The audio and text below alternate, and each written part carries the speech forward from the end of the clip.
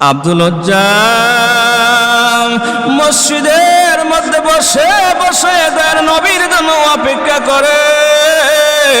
কিছুক্ষণ পর লক্ষ্য করে দেখতেছে একদল মানুষ মসজিদের দিকে আসতেছে নামাজ আদায় করার জন্য। ওই মানুষগুলির সামনে একজন মানুষ দেখা যায়, যেই মানুষটা অন্য মানুষগুলিকে নেতৃত্ব দিয়ে সামন দিকে এগিয়ে নিয়ে আসতেছে। সামনে সামনে যে মানুষটা দেখা যায়, ওই মানুষটার চেহারার দিকে তাকায়া তাকায়া মনে হলো যে এত সুন্দর মানুষ আমি জীবনেও কোনোদিন চোখে দেখি নাই। ও বাতাসামাই তুমি নিয়ে যাও না, যেথাই শুয়ে আছে নূরে মদিনা। ও বাতাসামাই তুমি নিয়ে যাও না, যেথাই শুয়ে আছে নূরে মদিনা। মদিনার মাটি মোর হৃদয় ঘাটি, রাসূলের গ্রানে যা পরিপাটি। মদিনার মাটি মোর হৃদয় ঘাটি, রাসূলের গ্রানে যা পরিপাটি। আমাকে সে মাটিতে নিয়ে যাও না, আমাকে সে মাটিতে নিয়ে যাও না। ও বাতাসামাই তুমি নিয়ে যাও না, যেথাই শুয়ে আছে নূরে মদিনা। ও বাতাসামাই তুমি নিয়ে যাও না, যেথাই শুয়ে আছে নূরে মদিনা। আব্দুল যখন দেখলেন এত সুন্দর একটা মানুষ মসজিদের দিকে আসে, এই মানুষটাই বুঝি আমার দয়ার নবী। বিল্লাহি মিনাশ শাইতানির রাজিম।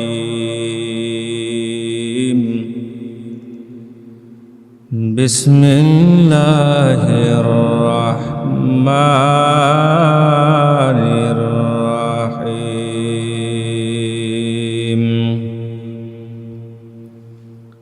والذين آمنوا أشد حبا لله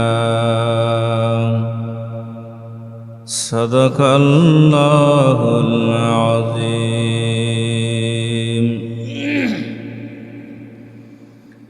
اے ختم رسول فخر امم شاہ مدینہ، दिखला दे मुझे मंजर गुलजार मदीना। ऐ खत्म रसूल फखरे इमाम शाह मदीना, दिखला दे मुझे मंजर गुलजार मदीना। गुलजार मदीना, गुलजार मदीना, दिखला दे मुझे मंजर गुलजार मदीना। अल्लाह के मकाइम की काबा बनाया, उस काबा का काबा तेरे मुर्किस को बनाया। अल्लाह के मकाइम की काबा बनाया, उस काबा का काबा तेरे मुर्किस को बनाया। हर साला में हाजी चले जान, हर साला में हाजी चले जाद शाह मदीना। दिखला दे मुझे मंजर गुलजार मदीना, दिखला दे मुझे मंजर गुलजार मदीना। अल्लाह ने तुमको अपने ही महबूब बनाया, मेराज की सरकार खुदा तुमको दिखाया। अल्लाह ने बनाया तुम्हें अल्लाह ने बनाया तुम्हें सुल्तान मदीना दिखला दे मुझे मंजर गुलजार मदीना दिखला दे मुझे मंजर गुलजार मदीना आई खत्म रसूल फखर इमाम शाह मदीना आई खत्म रसूल फखर इमाम शाह मदीना दिखला दे मुझे मंजर गुलजार मदीना दिखला दे मुझे मंजर गुलजार मदीना। আব্দুল উজ্জা ছোটবেলা বাবা মারা গেছে, লালন পালন করার মতো কেহ নাই। আব্দুল উজ্জার চাচা চিন্তা করলেন, আমি যদি আব্দুল উজ্জাকে লালন পালন না করি, ওকে তো দায়িত্ব নেওয়ার মতো আর কেহ নাই। চাচা আব্দুল উজ্জাকে লালন পালন করার দায়িত্ব গ্রহণ করলেন, অনেক বড় করলেন। করার পরে কিছু উট দুম্বা ভেড়া বকরি তাকে দান করলেন আর বললেন, এগুলো লালন পালন করে তুমি তোমার সংসার পরিচালনা করবে, তুমি এখন বড় হয়ে গেছ। কিছুদিন পর আব্দুল উজ্জা শুনতে পারলেন মক্কার জমিনে আব্দুল্লাহর বেটা সে নাকি একজন নবী। মনে মনে চিন্তা করলেন, আব্দুল্লাহর বেটা মোহাম্মদ যদি নবী হয়ে থাকে আমাদেরকে মুসলমান হওয়া দরকার। কিন্তু সমস্যা হলো ছোটবেলা বাবা মারা গেছে, ছোট চাচা লালন পালন করে আমাকে বড় করেছে, আমার গার্জিয়ান তিনি। আমার চাচা যতদিন পর্যন্ত তিনি মুসলমান হবেন না ততদিন পর্যন্ত আমাকেও মুসলমান হওয়া যাবে না। যেহেতু আমার গার্জেন এখন পর্যন্ত তিনি মুসলমান হননি, দীর্ঘদিন পর্যন্ত আবু যর চাচার জন্য অপেক্ষা করলেন। অপেক্ষা করার পরে যখন দেখলেন চাচা মুসলমান হচ্ছেন না, চাচার সামনে যাইয়া আব্দুল উজ্জা একদিন বলতেছেন, চাচা গো, শুনেছি মক্কার জমিনে আব্দুল্লাহর বেটা মোহাম্মদ নাকি নবী। যদি সে সত্যিকারের নবী হয়ে থাকে আমাদেরকেও তো মুসলমান হওয়া দরকার। চাচা বলতেছে, আব্দুল উজ্জারে তোর এত বড় সাহস, আমাদের বাপ দাদার ধর্মের মুখে চুন কালি দিয়া মুসলমান হয়ে যাবে, এত বড় সাহস তুই কোথা থেকে পেলি? আব্দুল উজ্জা বলতেছেন, চাচা গো, আমি মনে করেছিলাম আপনি আমার গার্জেন, আপনি আমার চাচা, ছোটবেলা আপনার অধীনে আমি লালিত পালিত হয়েছি, আপনি আগে মুসলমান হবেন, আপনার দেখা দেখি আমিও মুসলমান হয়ে যাব। ও চাচা,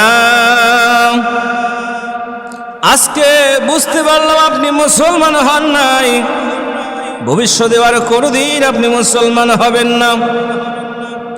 আপনার জন্য দেরি করে আর কোনো লাভ হবে না, আপনার জন্য আমি দীর্ঘদিন যাবৎ দেরি করছি।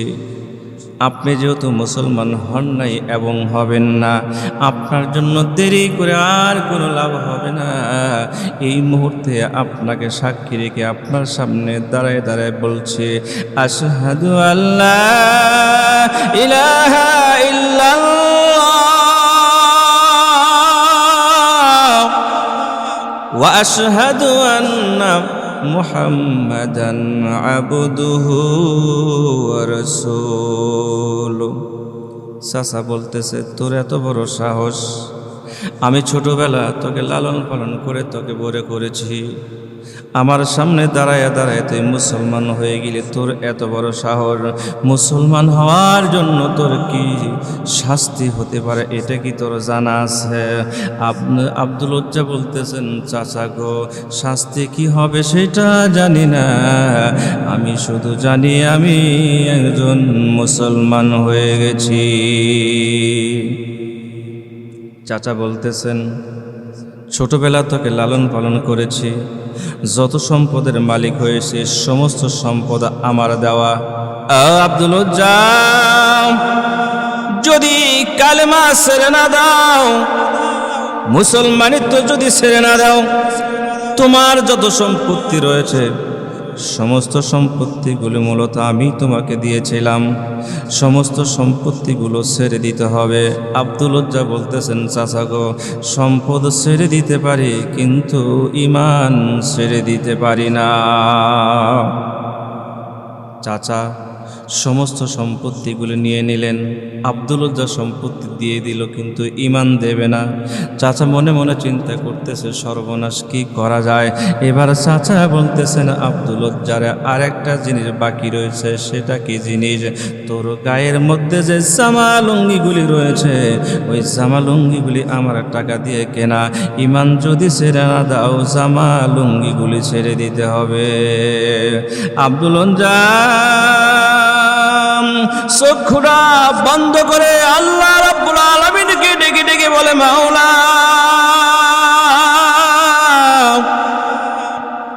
তুমি আমাকে ফয়সালা দিয়ে দাও, ঈমান ছেড়ে দেব নাকি জামা লুঙ্গি ছেড়ে দিব। আমার আল্লাহ রাব্বুল আলামিনের নির্দেশে আব্দুল উজ্জা গায়ের মধ্যে যত জামা লুঙ্গি ছিল সবগুলি খুলে দিয়ে চাচার সামনে ছুঁড়ে মেরে উলঙ্গ ছেলে যাইয়া দাঁড়াইল মায়ের সামনে। মা বলতেছে, আব্দুল উজ্জারে তোমার কি হয়েছে, তুমি কি চাও আমার কাছে? আব্দুল উজ্জা বলতেছেন, মা গো, কিচ্ছু চাই না তোমার কাছে, এক টুকরা কাপড় দাও, সেই কাপড় নিয়ে চলে যাব আমি মুহাম্মাদের দরবারে।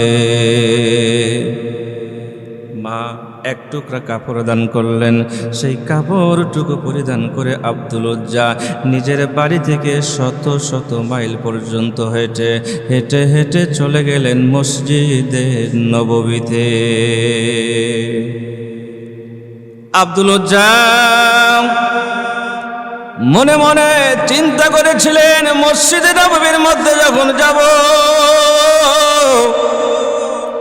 আমি সেখানেই গিয়ে পেয়ে যাব দয়ার নবীকে, যেই নবীর জন্য আমি সম্পদ ছেড়ে দিয়েছি, জামা লুঙ্গি ছেড়ে দিয়েছি, যেই নবীর জন্য আমি নিজের দেশ ছেড়ে দিয়েছি, আত্মীয় স্বজন সবাইকে আমি ছেড়ে দিয়েছি। মসজিদের নববীর মধ্যে যখন প্রবেশ করব পেয়ে যাব আমার সেই দয়ার নবীকে। মসজিদের নববীর মধ্যে প্রবেশ করে দেখলেন সেখানে কোনো মানুষ নাই। কিছুক্ষণ পর্যন্ত অপেক্ষা করলেন। আব্দুল উজ্জা মনে মনে চিন্তা করলেন যে মসজিদের নববীর মধ্যে আমাকে অপেক্ষা করতে হবে, কারণ যখন নামাজের সময় হবে মুসলমানদের নবী কখনো মসজিদে নাই, সে অন্য জায়গায় নামাজ আদায় করতে পারে না। আজকে বাংলাদেশ সহ বাংলাদেশের বিভিন্ন জায়গায় কিছু আশিক রাসূল পাওয়া যায়, যারা নামাজের সময় মসজিদে খুঁজে পাওয়া যায় না। যে সমস্ত আশিক রাসূলদেরকে গাজার আসরের মধ্যে খুঁজে পাওয়া যায়। মুসলমান, নামাজের সময় মসজিদে খুঁজে পাওয়া যায় না, গাজার আসরের মধ্যে যদি তোমাকে খুঁজে পাওয়া যায়, এরপরও যদি তুমি নিজেকে বিশ্ব আশিক রাসূল দাবি করো, কাল কিয়ামতের ময়দানে আল্লাহর নবীর সুপারিশ কিন্তু তোমার জন্য নসিব হবে না। আব্দুল উজ্জা মসজিদে নববীর মধ্যে বসে থাকলেন। নামাজের সময় যখন হবে নবীজি তো মসজিদে এসে নামাজ আদায় করবেন। মসজিদে নববীর বারান্দায় বসে আছেন, বাহিরের দিকে তাকিয়ে আছেন অধীর আগ্রহে, কখন আসবে দয়ার নবী, কখন আসবে মায়ার নবী, কখন আসবে প্রাণের নবী, কখন আসবে আমার প্রিয় নবী। আব্দুল উজ্জা মসজিদের মধ্যে বসে বসে তার নবীর জন্য অপেক্ষা করে। কিছুক্ষণ পর লক্ষ্য করে দেখতেছে একদল মানুষ মসজিদের দিকে আসতেছে নামাজ আদায় করার জন্য। ওই মানুষগুলির সামনে একজন মানুষ দেখা যায়, যেই মানুষটা অন্য মানুষগুলিকে নেতৃত্ব দিয়ে সামন দিকে এগিয়ে নিয়ে আসতেছে। সামনে সামনে যে মানুষটা দেখা যায়, ওই মানুষটার চেহারার দিকে তাকায়া তাকায়া মনে হলো যে এত সুন্দর মানুষ আমি জীবনেও কোনোদিন চোখে দেখি নাই। ও বাতাসামাই তুমি নিয়ে যাও না, যে যেথায় শুয়ে আছে নূরে মদিনা। ও বাতাস আমায় তুমি নিয়ে যাও না, যেথায় শুয়ে আছে নূরে মদিনা। মদিনার মাটি মোর হৃদয় ঘাটি, রাসূলের গ্রানে যা পরিপাটি। মদিনার মাটি মোর হৃদয় ঘাটি, রাসূলের গ্রানে যা পরিপাটি। আমাকে সে মাটিতে নিয়ে যাও না, আমাকে সে মাটিতে নিয়ে যাও না। ও বাতাস আমায় তুমি নিয়ে যাও না, যেথায় শুয়ে আছে নূরে মদিনা। ও বাতাস আমায় তুমি নিয়ে যাও না, যেথায় শুয়ে আছে নূরে মদিনা। আব্দুল উজ্জা যখন দেখলেন এত সুন্দর একটা মানুষ মসজিদের দিকে আসে, এই মানুষটাই বুঝি আমার দয়ার নবী। নবীজি যখন মসজিদ নববীর মধ্যে প্রবেশ করলেন, প্রবেশ করে দেখতেছেন একটা উস্কো খুস্কো চেহারা বিশিষ্ট একজন যুবক মসজিদের নববীর মধ্যে বসে আছে। আল্লাহর নবী সেই যুবককে জিজ্ঞাসা করলেন, যুবক তোমার নাম কি? যুবক বলতেছেন, আমার নাম হলো আব্দুল উজ্জা। কেন এসেছো ইসলাম ধর্ম গ্রহণ করার জন্য? আল্লাহ রাসূল সাল্লাল্লাহু আলাইহি সাল্লাম সাথে সাথে কালেমা পড়ায়া আব্দুল উজ্জাকে মুসলমান বানায়া দিলেন। আল্লাহ রাসূলের যে সমস্ত সাহাবীরা মসজিদের নববীর বারান্দায় বসবাস করতেন, যাদের কোনো বাড়িঘর ছিল না, বিবি বাচ্চা ছিল না, জায়গা জমি ছিল না, যারা সর্বসময় আল্লাহ রাসূল সাল্লাল্লাহু আলাইহি সাল্লামের চতুর্পাশ দিয়ে বসে বসে নবীর কথা শুনতেন, নবীর চেহারা দেখতেন, তাদেরকে বলা হয় আহলুস সুফফা। আল্লাহর নবী ওই আহলুস সুফফাদের মধ্যে আব্দুল উজ্জাকেও শামিল করাইয়া দিলেন আর বললেন, আব্দুল উজ্জা রে, আজকে থেকে তোমার নাম আব্দুল উজ্জা না, তুমি মুসলমান হয়েছ। আজকে থেকে তোমার নাম হলো আব্দুল্লাহ জুল বাজানাইন। আব্দুল্লাহ এখন মসজিদ নববীর মধ্যে আহলে সুফফা হিসেবে বারান্দায় বসবাস করেন। একদিন কিছু কিছু সাহাবী আল্লাহ রাসূলের কাছে অভিযোগ করলেন, ইয়া রাসূলুল্লাহ, ইয়া হাবিবাল্লাহ, আমরা যখন ইসলামের দাওয়াতের কাজ শেষ করে মসজিদে এসে যখন একটু বিশ্রাম গ্রহণ করি, যখন আমরা একটু অবসর থাকি, যখন আমরা রেস্টের জন্য অবস্থান করতে থাকি, আব্দুল্লাহ এত জোরে জোরে কোরআনের তেলাওয়াত করে, তার কোরআনের তেলাওয়াতের আওয়াজে আমরা বিশ্রাম নিতে পারি না। ইয়া রাসূলুল্লাহ, ইয়া হাবিবাল্লাহ, আপনি আব্দুল্লাহকে একটু বলে দেন সে যেন আস্তে আস্তে কোরআনের তেলাওয়াত করে। আল্লাহর নবী সাহাবীদেরকে বললেন, ও আমার সাহাবীরা রে, তোমরা আব্দুল্লাহকে থামায়ো না, কারণ আব্দুল্লাহ ঈমান গ্রহণ করার জন্য নিজের বাড়িঘর ছেড়েছে, জায়গা জমি ছেড়েছে, ধন সম্পদ ছেড়েছে। শুধু তাই নয়, নিজের গায়ের জামা লুঙ্গি পর্যন্ত ছেড়ে যেহেতু ইসলামকে গ্রহণ করতে হয়েছে, এই জন্য আব্দুল্লাহর ঈমান এত শক্তিশালী হয়েছে। আব্দুল্লাহর ঈমান এত পাওয়ারফুল হয়েছে, এত তেজি হয়েছে, যে আল্লাহর জন্য এত কিছু করেছে, যে আল্লাহর জন্য এত কষ্ট করেছে, সেই আল্লাহর কোরআনের তেলাওয়াত যখন করে অটোমেটিকলি তার আওয়াজটা বেড়ে যায়। যেহেতু তার ঈমানের আওয়াজ বেশি, ঈমানের শক্তি বেশি, ঈমানের তেজ বেশি, ওই তেজের কারণে অটোমেটিকলি তার কোরআনের তেলাওয়াত আওয়াজ বেড়ে যায়। তোমরা আব্দুল্লাহকে থামায়ো না, আব্দুল্লাহকে থামায়া দিও না।